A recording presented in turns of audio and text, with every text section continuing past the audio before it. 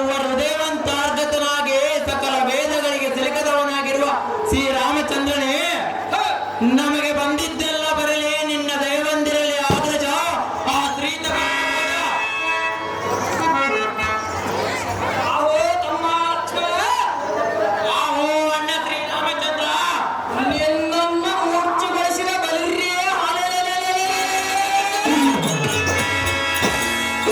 ಆ ಮೂರ್ಖನಾದ ಕುಂಭಕರ್ಣನ ಸೀಳಿ ಈ ಕುಂಬಿನಿಗೆ ಕೆಡವಲೇ ಎಂಬಂತೆ ಮನಸ್ಸು ಆತುರಿಯುತ್ತಿರುವ ಅನುಜ, ರಕ್ಕಸರ ಕುಲಕ್ಕೆ ನಾನೇ ಮನವ.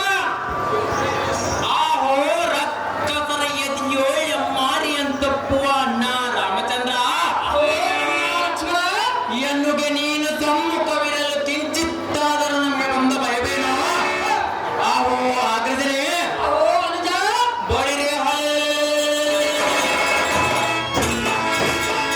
ಆ ಕೂರ ರಕ್ಕಸರನ್ನು ಹೊಡೆದು ಭೂಮಿಯ ದಡ್ಬಡಲ್ಲೆಂದು ಅಪ್ಪಳಿಸಿ ಭುಜವನ್ನು ಚಪ್ಪರಿಸಿ ತ್ರಿಲೋಕದಲ್ಲಿ 66 ಕೋಟಿ ರಾಕ್ಷಸರಿಗೆ ಗಂಟಲ ಗಾಣನಂತೆ ಮೆರೆಯುವ ಶ್ರೀರಾಮಚಂದ್ರನ ಅನುಜ ಲಕ್ಷ್ಮಣನೆಂದು ಹೆಸರಾತ್ತಕ್ಕೆ ರಾಘವ ಬೆಳಗಿನ ಮನಸ್ಸಿನ ಸಂದೇವ.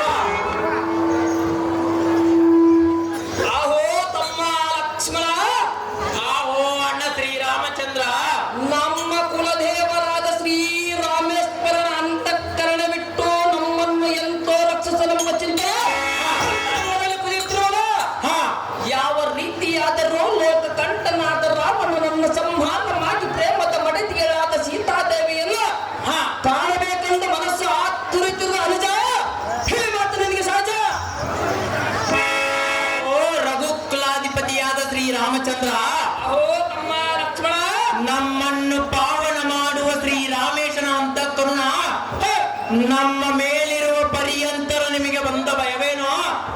ಆಹೋ ಅಗ್ರಜ, ಆಹೋ ಅನುಜ, ಬಳಿರೆ